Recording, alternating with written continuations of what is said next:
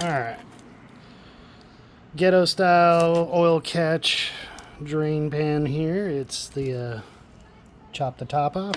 Make sure it's dry completely. No dust. We're just going to put it right underneath that guy. Enough. So this is the right side. Alright.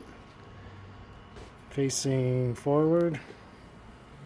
And if you have this on here, facing forward on the right side, which is the throttle side, you're going to want to go this way. Alright. So I'm going to set my camera over here. This is the back tire right here, facing forward. So basically, all you got to know is really once you get it on there, 17 millimeter, you're just going to want to get it on there. That side's usually the best, so you can use this side. Just make sure it's on there. And you're going to want to go back towards the back tire. So that way, and that'll loosen it.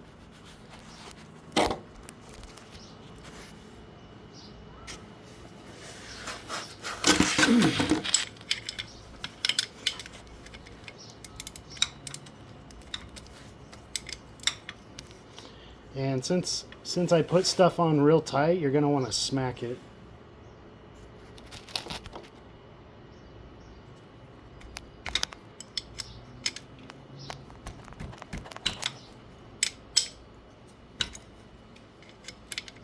Right, now it's loose. That was it. Then you can do the rest by your finger.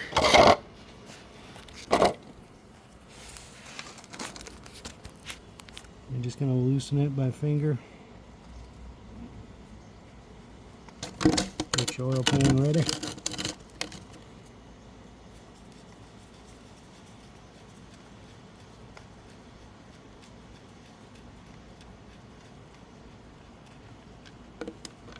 And just let it drain. It doesn't matter if it's oily. I usually set that guy just like so. Just try not to get any dirt on the threads and whatnot. So you can set it down. Maybe have a towel down or something. I'm not so up to spec on all my stuff. I just don't care anymore. See, it's gonna drain in there. And then while it's doing that, there's supposed to be a washer down here. Mine does not have one because it's just not on there. Or maybe it is and I just can't see it. Let me look. Oh, no, there is one. So mine does have a crush washer on it. And these are metal.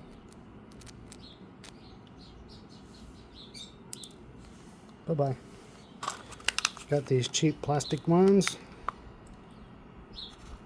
There's the part number up top. It says 1/2 inch by M12. Shitty operative. I don't know what that says. SO. Maybe it says 5.0. I don't know. But comes with 3 in a pack. I'm going to see if this is the right size. If not, I'm going to reuse that washer. Because mine wasn't leaking too bad. And just remember, it could be leaking because I might have overfilled it. Because I didn't want you to have to change it all the time. Just going to put that on there. And kind of hard to do one-handed. So this one has a huge gap in it. So what I'm going to do is, since this is a good washer, I'm going to put this washer on.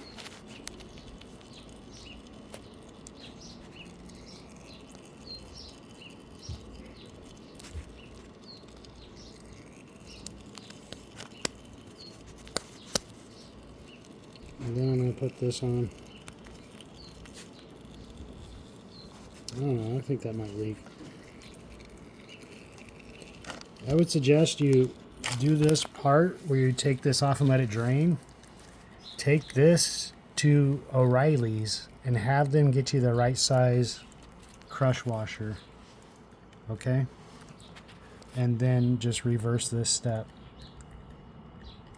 So once mine's done draining, which it's close enough for me, I'm just going to rethread it.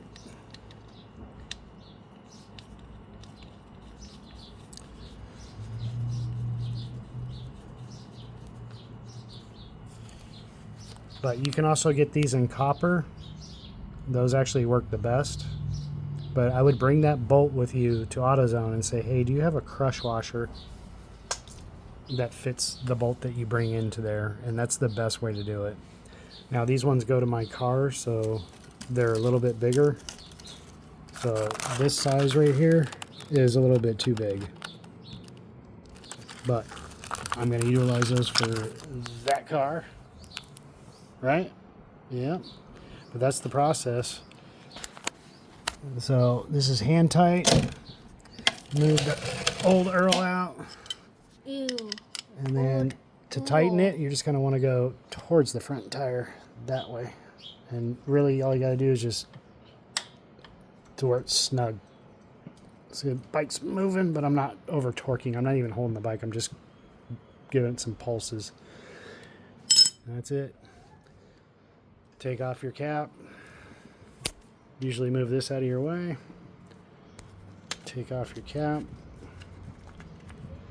Pour that old oil. Well, yours isn't like that. That's, I don't know how many years old. That's their old stuff. But you've got... Dad? Hold on, buddy. Hold on.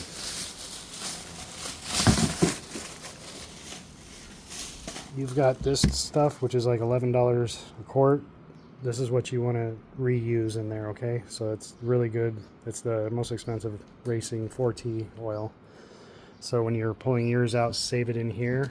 But you have that one, you'll dump whatever's left in the one that you have, and you'll put your